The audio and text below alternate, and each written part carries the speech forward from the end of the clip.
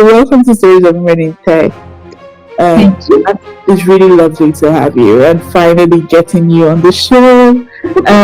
So just to start with, is always the basics. I know you have over 20 years experience across all industries, whether it's the startup, whether it's enterprise, you've done it all basically, and you are a clear example of a leader in the space of design strategy and operations and design itself, which is where you started from especially. I would like to, if someone is watching right now and they're like, who is Pat? Glad to start. So first of all, Victoria, thank you for having me and for driving this initiative, which is amazing. And I'm glad that there are people like you that does it. And who am I? I'm an extremely curious person. My motto in life is to fill my life with many lives. Try out, experiment. I mean, life is too short to be bored. And the only thing that kills me is boredom. I hate being idle. I hate repetitive things. I hate staying in my comfort zone. So if you look at my career, it may seem it doesn't make sense, but everything makes sense. The beauty is everything is connected. So if you start looking, let me just quickly walk you through. So I started with a degree in linguistics, specifically in Finno-Ugric philology. So you won't meet many people with that. What on earth can someone do with such a degree? I was, back in 1999, the first person to write a master thesis in my very traditional Italian university using internet and a technology called Golfer, for the oldies like me that may remember it. Since it was passion for everything that was new. So after my master, I started studying HTML, CSS, and I started a career in usability. I tried as a real designer, but I'm not a visual person. I've been nudged to move into information architecture and usability. And this is how I started my journey in usability and accessibility. So between 2000 and 2009, I was extremely active in Italy and within the European Commission and the European Union, working on digital inclusion projects like the European Internet Accessibility Observatory, writing books. But you know, I was working as a consultant for financial services, working on the first accessible e-banking, web banking interface. A lot of fun, a lot of great things. Few years bored. What's next? So because I was working on all these amazing European projects with fantastic people from academia, you know, these super sharp people, you talk and they can translate a problem into a research question and then down into this is the research plan and this is how we go. I love it. So I got a scholarship from the London School of Economics to work on privacy and data quality. Okay, that was new. 4 years down the line, that was too much, boring. I'm a woman of action. So back into the industry. What happened in the industry since I left? Oh, UX came about and UX research was a thing. Fantastic. And into UX research. And then start setting up research practices, and then the next new thing came along when I've been told that what I was doing was operations, because I was setting up research practices and my big problem was, how can I make people better and happier? And so who am I? I'm just experimenting. So I know on average my experiment lasts 7 years. I have cycles of 7 years. Yes, I'm reaching probably the 5th year of the current experiment. So let's see what's next. Wow, that is so good. Thank you so much. If I know you said you went to the LSE and you spent about 4 years, which is a very long time, and there most definitely has been something you took from your privacy and data learning and degree. How would you say that is being used now within your current role or the role after that, per se? Oh, it's foundational. I mean, when you do operations, design operations, understanding GDPR and the laws, and not necessarily how to interpret that, because that's altogether lawyer's job, but knowing what are the constraints and the limits becomes critical. In every organization I've been, I realized that the average knowledge and understanding of what GDPR is within the design and product teams is quite low. So having an internal resource that can guide how do we contact people, what is the right way of talking to them, how do we treat the personal data, what is personal data, what does it count as personal data. It's been absolutely critical, and we need more people to learn about it. On the other side, LSE is a fantastic institution. The rigor and the methodological approach they have to everything, it's kind of key in how I think about things and how I interpret reality and how I go into, if this is a problem, this is the approach, and it gives good cognitive instruments, it gives you a good understanding, and also mastering GDPR. It's something that really makes a difference. Oh, thank you. That is amazing. And considering the fact that you've worked with, I think when we spoke, you were at Intuit. I'm not really sure. Okay.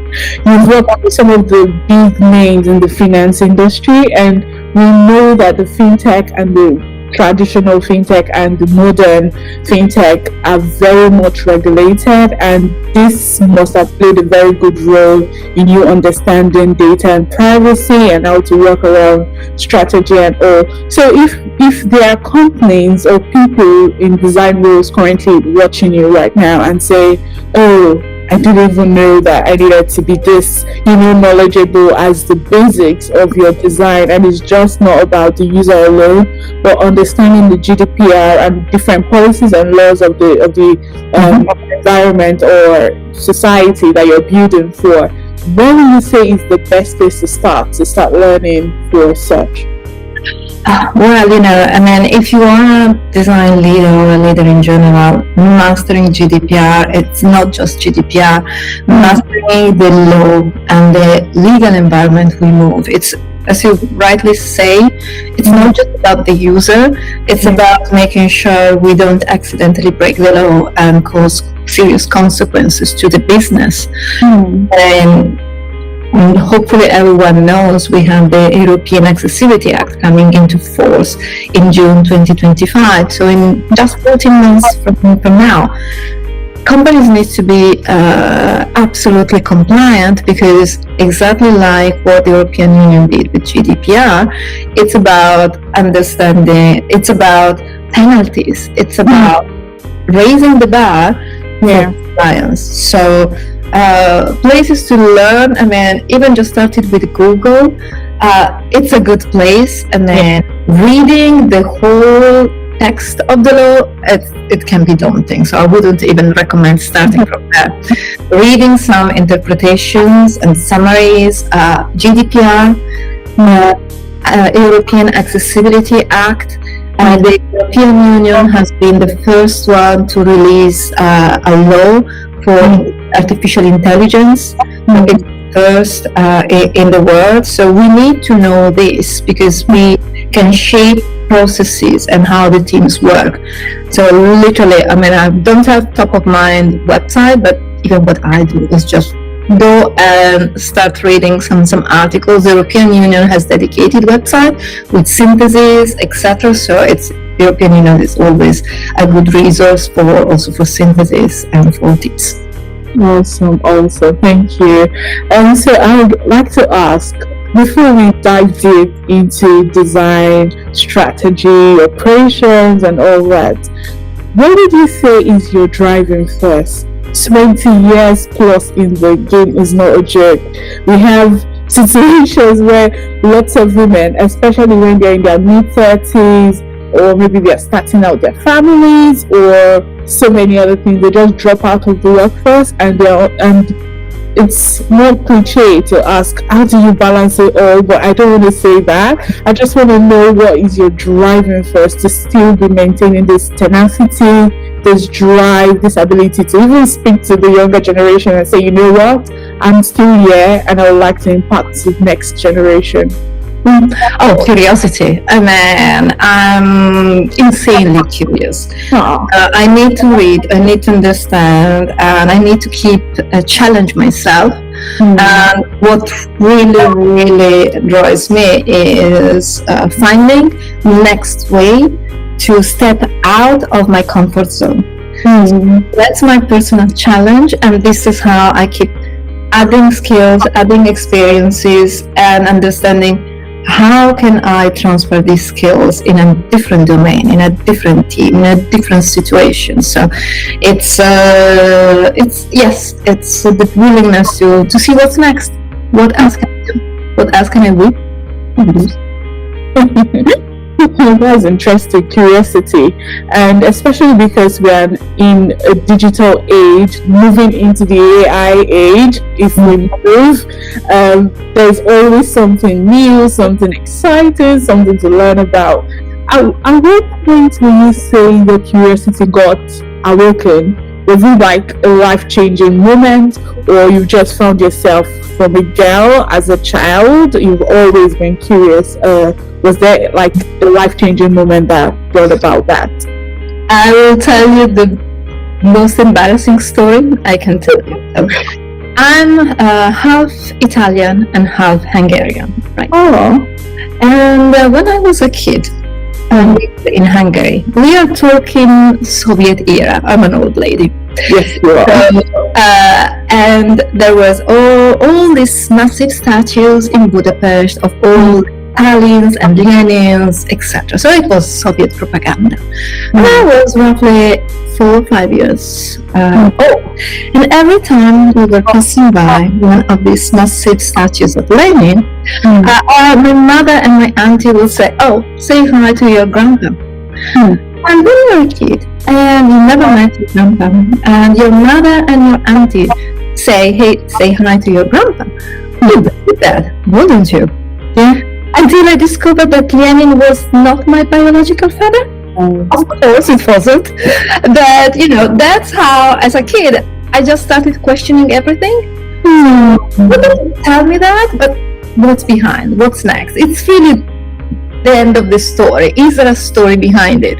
So as a family, we had a massive laugh about my belief that Lenin was my grandfather.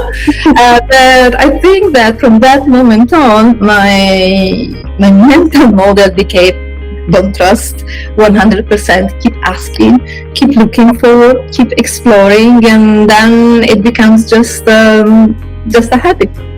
That's interesting. It sounds like you come from a very, tight-knitted family that could, laugh at something very funny as a child. And for that experience, so I've stuck with you. That is quite interesting. Okay, so from that generation to now, what would you say has changed so drastically for you? Is it the digital age, or is it the way women see things, or is it, what exactly would you say is stuck, or is it the political atmosphere? What would you say has changed so much for you? Everything. So the speed of change has dramatically increased. It's if I think back when I was in high school, internet was not a thing, right? So if I wanted to learn, I had to go to library, and I had to spend time going through books, going through catalogs, going through pages, and so learning how to read very fast, learning how to search in a library, and framing the question in a librarian way of and trying to go through, the bibliographies of the books. Oh, this book, okay, let's go the next one, and the next one, piling up a lot of books. Today, you can have the most bizarre question in your mind and find the answer within 10 seconds, right? Yeah. Now, the thing is also the quality of the information has changed, because there was a time when publishing a book meant you had to go through an editorial process which actually granted the quality and the validity of the ideas that were published. Today, you can find from people that believe the earth is flat, publishing books, to Nobel Prizes publishing books, and they're equally accessible. So speed of access to information also has brought the need for critical thinking and understanding how much you can really trust the information you have. And going back to my childhood story, that was a really key moment, because questioning everything means you just don't question just what is being said, but also who said it, why they said it, what was the intention. So it becomes really something that today is key, and what we have seen and we are seeing in the political scene, all the extremism and everything, it's a consequences of the lack of the ability to discern what is information and what is an agenda for someone to manipulate society and do things. So there's a lot of things that are changing. They will keep changing. Artificial intelligence will bring in a new level of complexity, because we will have all these LLMs, and what is that has been fed into those models that actually shapes the answer. Not being able to have that visibility, really have a massive, even a stronger impact than mass media TV has had, because we can hide or exploit resources at our liking, and we know that because those LLMs are fed by human, a lot of human biases can be injected in any artificial intelligence. Interesting. This is so very important to me, especially because I'm very passionate about women, and now women in tech, and then I'm passionate about AI. I'm currently doing a master's in computer science with AI. I'm on the side doing work and community work, so it's quite a lot. Like you have nothing else to do. I have nothing else to do, but yeah, it's really, really important for us to be ready for the future. And like you said, LLM, AI, so many buzzwords, but these are shaping the future of what we will know as technology. And aligning that with data and privacy, again, it's all about what you're feeding the LLM that is going to give it back. It's like give and take. It's learning from everything. So we need more women to also be part of that process of where we are learning and teaching the machines or the technology, so that we are not being left out, and then it's not being biased and reducing that. So what would you say is something that would really, really help in this new age of AI and design and strategy that would help reduce the bias around that? That's a fantastic question, man. The vision I have and the things that I think we are not thinking or talking enough about is literally a review of the information that is being fed to LLM. So I wouldn't say a policing, but just creating either a taxonomy or tools that helps us to assess what is the influence, the direction when it comes to gender, race, political views, religious views, so that we can start measuring what is the bias or the direction of every LLM. So creating a superstructure that can help us to assess in an objective way, in a super partes way, this LLM is currently biased towards white male, because it's always like that.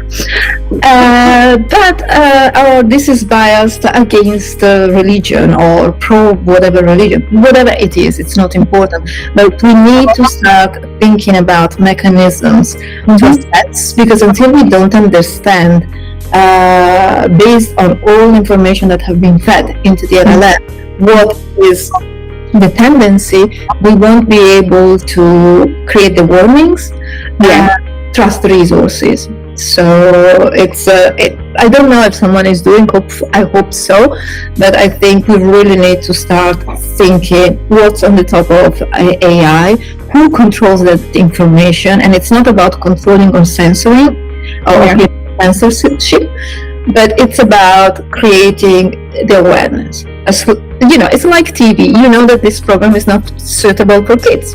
There's violence, there's drugs, there's whatever it is. You take your decision, you are aware, you are informed of what you are looking at, but you also need to have access to the counterparts. So if you are asking one information to an LLM that is biased towards X, make sure you ask the same question to another one that is biased towards Y or Z, so that you can get the structure and the information and form your idea and maybe move forward. And remembering to ask AI also to provide some sources. Yes, absolutely. I love that answer. Thank you so much, Pat. Now let's talk about design operations. How did you, I know you touched briefly on that, but I wanted you to explain further.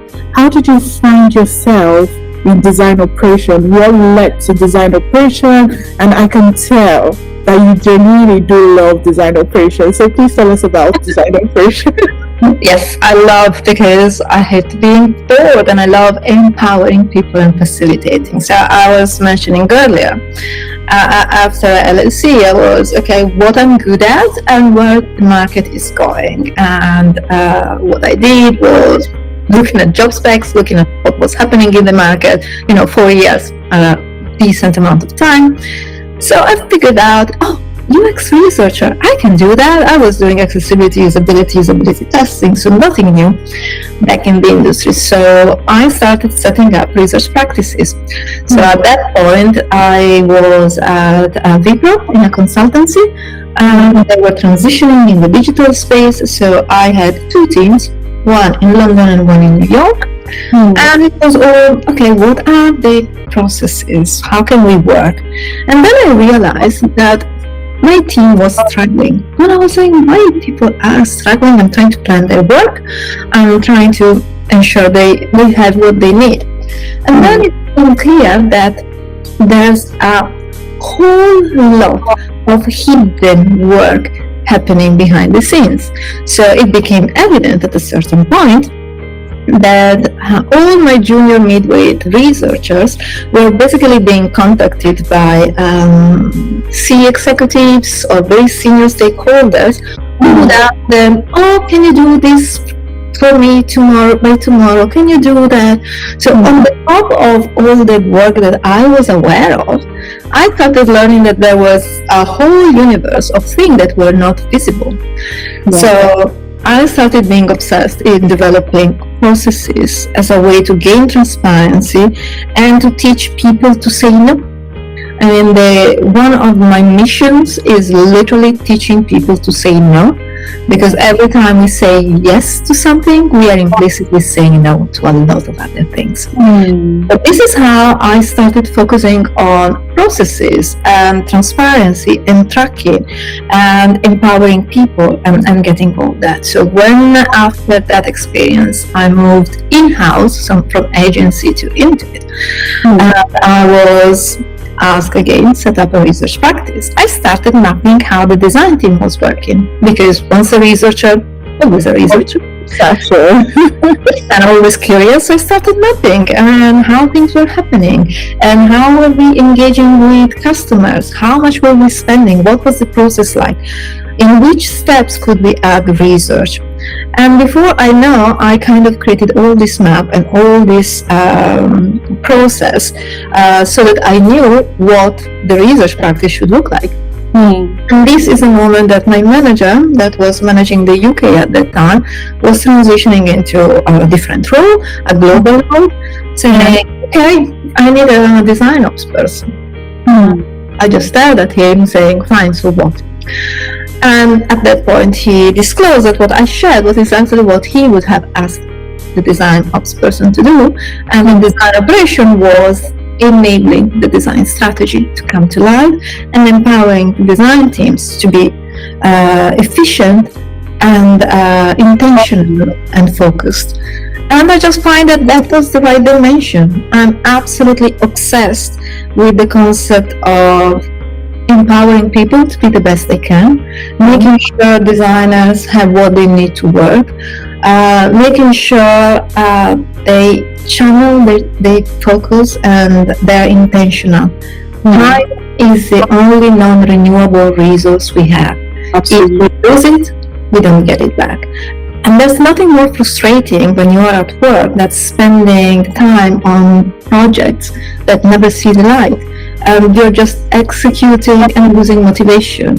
So, as a researcher that loves asking questions and understanding, to a person that needs to prove the value and needs to prove the impact, that was the revelation. Because in that way, because I measure everything, I know the impact I have. I know that I've reduced the number of projects that don't see the light because of a prioritization process. So, and this is how I find that actually that's what I like to do. It's about empowering people, facilitating processes and conversations.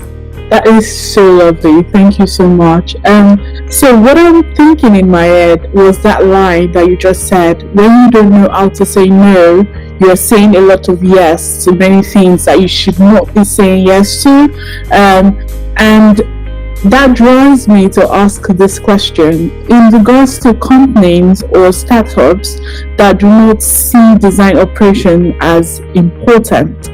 What would you say is the value that you've experienced in the past or in the present in all the organizations you've worked with, and how this company should be looking to, get out this value? Because from all you've said, it's like there's a lot that companies are missing out when they don't have this aspect of business.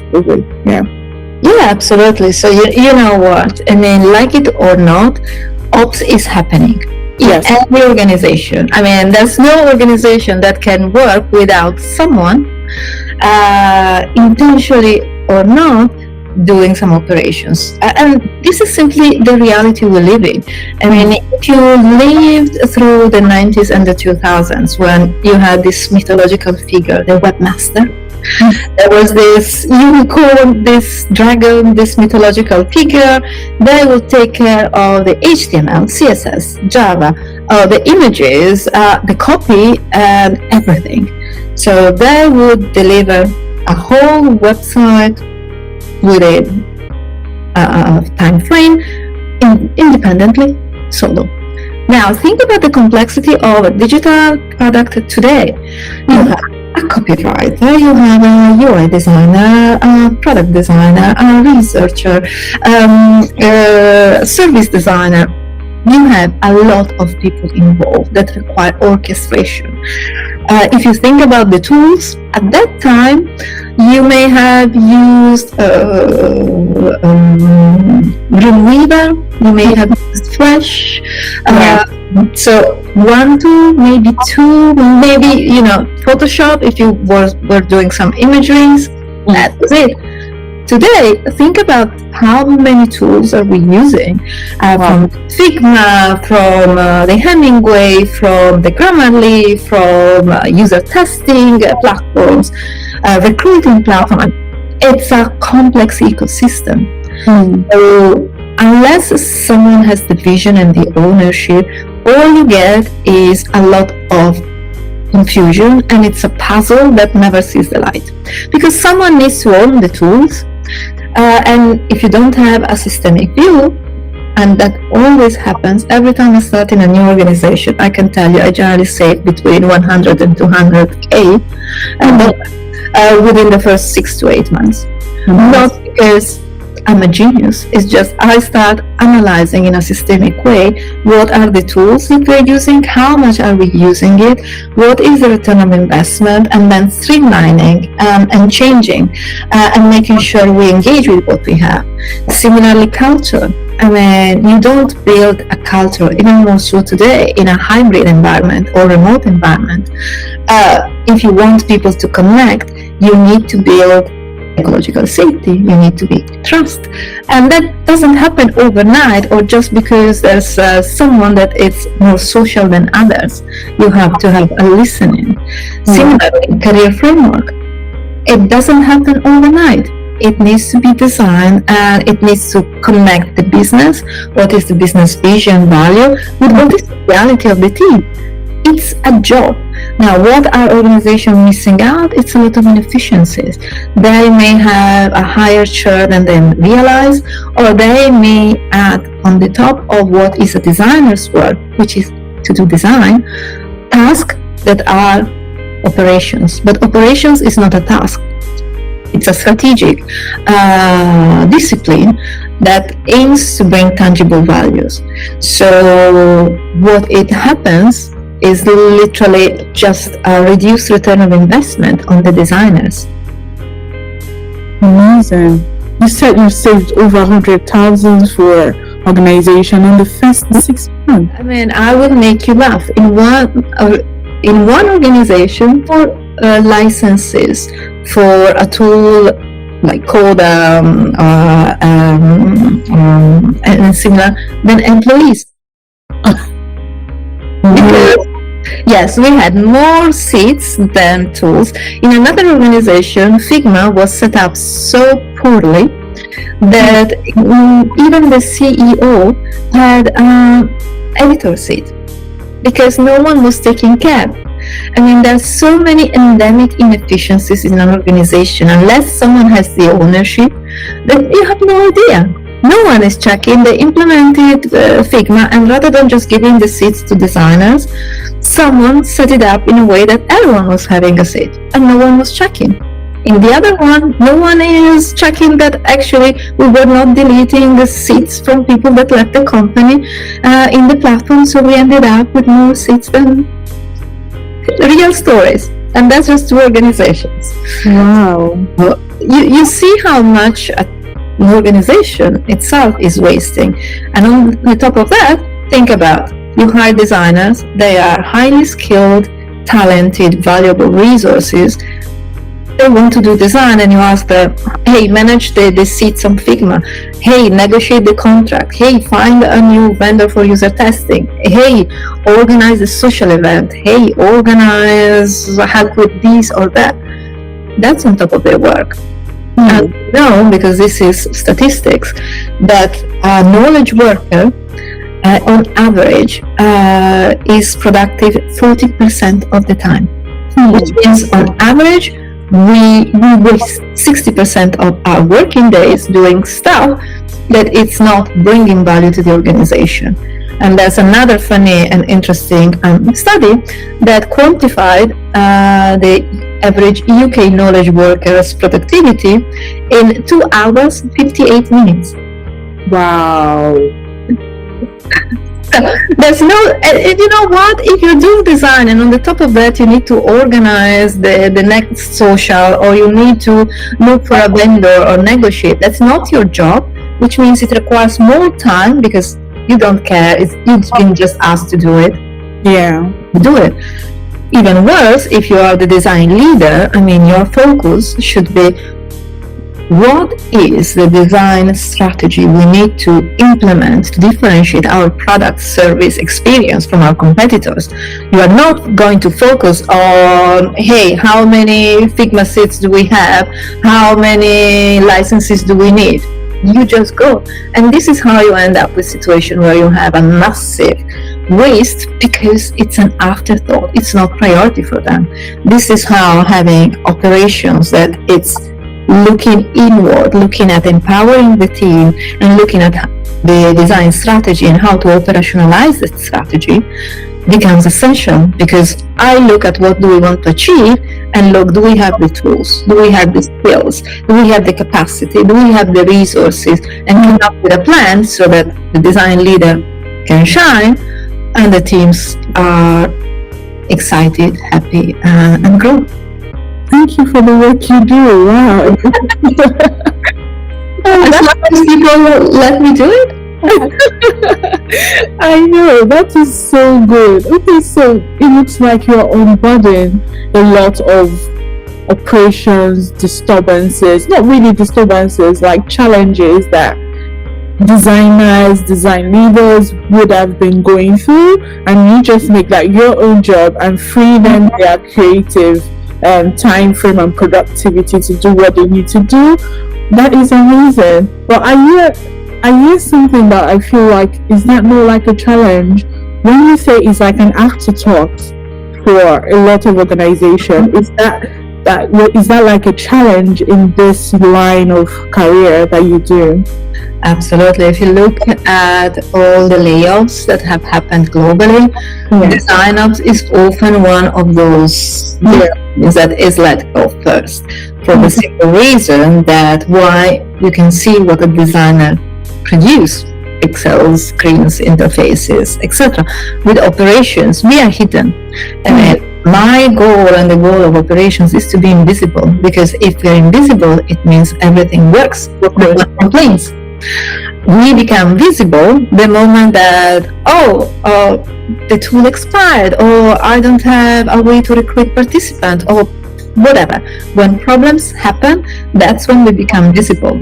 But, it's more difficult for a lot of organizations to understand how all this happens. And the truth is also being able to understand and quantify the impact that design operations brings is something that a lot of colleagues and younger operations people are doing. So the moment we will be able all together to go to all our stakeholders and prove, hey, you know what, by implementing this project, this initiative, we are actually doing better. Just another example. I know, because I mapped across 4 organizations, what is the average number of projects per quarter that get delivered as planned. If everything goes well, it's between 15, 18, 20%. Wow. The rest, we have 20-30% of projects that simply disappear from the roadmap. We have another 20% of projects that get delayed, and we may get another 15, 20, 25% of projects that are added after you kick off the quarter. What does it mean? It means that designers are working on projects that never see the light, that actually is waste. And if you start doing this very simple math of, let's just assume the cost of a designer per day to the organization, which is not the salary, let's just say a midway someone $500. They worked 10 days on a project that it's not seeing the light. That's already $5,000. Yes. Multiply that and add the cost of the PM that is involved, add the cost of other projects that are doing that, and you suddenly start looking at big numbers. And then you don't have resources to hire more people because you don't have the budget, or you don't realize that you don't need more people, you need just a better planning and a more focused way of prioritizing. And at the same time, being able to prioritize and share with the design team, these are the priorities. It's to go back to the how to say no. It's a very powerful way for a designer to say, hey, this is my roadmap. I've been told I need to work on this, this, and this. What you're asking, it's not one on the roadmap. Go and talk to ops, because I need to deliver this stuff. So allowing them to be sharp focused, to be intentional, to be very, very clear on what they need to deliver, and taking away all the negotiation that happens on the background, and making sure they know that what they are going to work on is going to see the light. And that's powerful. And this is what a lot of organizations are missing, not seeing, and for a lot of people it's still hard to quantify, but it's a very powerful way of proving. But as the thing stands today, operations is still seen as an afterthought, as a luxury, and only after you started doing it and doing it right, organizations say, okay, now I see the value. It's educational. Thank you. So that sounds like you save organizations a lot of money, a lot of time, a lot of you help them shape their design culture also. And I think one more question around design operation is that, do you talk to the users, or is the work of design operations just always internally within the organizations? I'm one step detached from the final product and from the end user. So my end users are the designers, the product teams, maybe the engineers, depending on which projects and workflows I'm working on. My focus is literally internally focused. It's all about the team and how the team can do that. So I may shadow or do some kind of listening just to understand when they talk about the product, so what is what we do and what are the challenges they have, but I'm not in the product, I'm in the design team. Amazing. I'm sure all design teams you've worked with are grateful to have you, and I'm sure anyone watching this knows exactly what design operations is and where we're going to. And so let's talk about women for the last few minutes that we have. So I know a lot of women, based on studies, do not know how to say no, because many times women are taught to be very permissive, very calm, very accepting. So how would you say you've driven the culture of no, not just in your personal life, but also helping you in your career and helping organizations in turn have better results and productivity from the ability to say no? So what would you say from that? Clarity. You have to know what are your priorities. You have to know where do you want to go in your personal career, and understand what is a step forward and what is a step backward. Correct. It goes exactly in the example I made earlier. Professionally, for my teams, giving them visibility of what is expected from them allows them to say no to things that will prevent them from achieving what they are expected to do. If you translate that into your personal life, where do you want to go? What I'm doing is a step forward, a side step, or a step backward. And being very intentional. Saying no doesn't mean rejecting. It's also how we say no. It's about explaining why something doesn't fit. Maybe it's not a final no, it's a not now. No. Rather than a never. But it's having that clarity of what is that matters, what are the priorities, to be able to put everything in context and identify also the compromises that we can make. I mean, it's not always yes or no. It's about sequencing, a very technical word, but it was also in personal life, sequencing things. I can do this now and I can do that now and that I can't, sorry. But being transparent and humble. I mean, we are human, we can't do everything. So acknowledging and letting others know that the request is not doable or has consequences. Sometimes people ask things from us and they don't realize what are the systemic consequences. We need to apply systemic thinking. If I do this for you, that means that I won't be able to do X, Y, Z. So explaining that, it's sometimes a very powerful way to have people to either change their request or acknowledge that it was not a no, and it was not a mean way to reject someone, but it was a thought through way to explain them the context and move forward. That is powerful. So having a priority mindset and being able to explain and communicate the process at which you've arrived at this conclusion can also help soften the blow of no's. Exactly. It's like saying no in a positive light, because many people just say no as it's a closure, but I know it's not a closure if you just sit down and say, listen, I understand your reasoning, this is the situation, so what I can do max is this, but in this term. So you may find a compromise, or you may just help people to realize what is your worth. I mean, we all have hidden personal and professional universe that people are not aware of.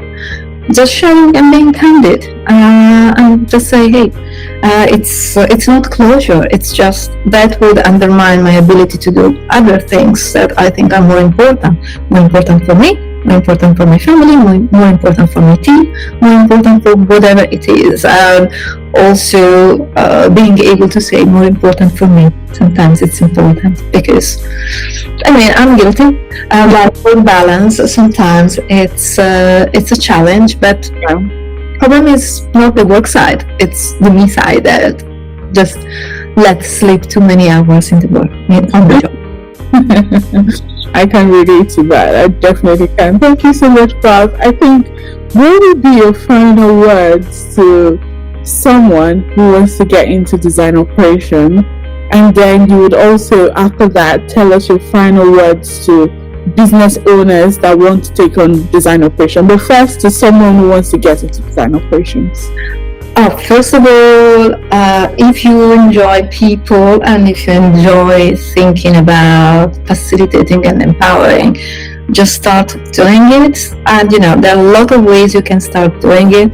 If you're in a team that doesn't have operations, you can take on the task until you can prove the business that you're doing more operations than anything else. And then join the communities, talk to people, talk to me. I mean, I'm always open and happy to have chats and learn from newcomers what they see and what excites them.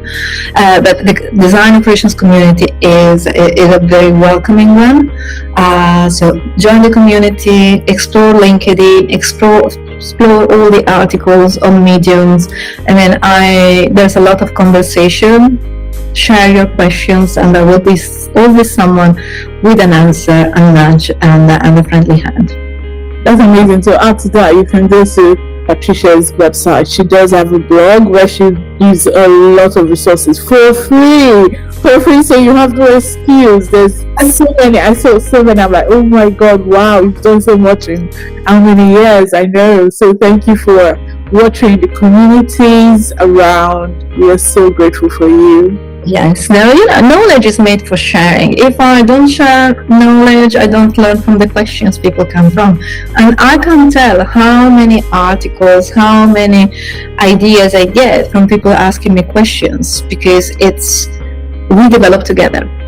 That's the only way. So absolutely any question help me to learn from your questions. Lovely. So what will you say is your final words to founders that might be watching this, or top operators, executives, regarding design operations?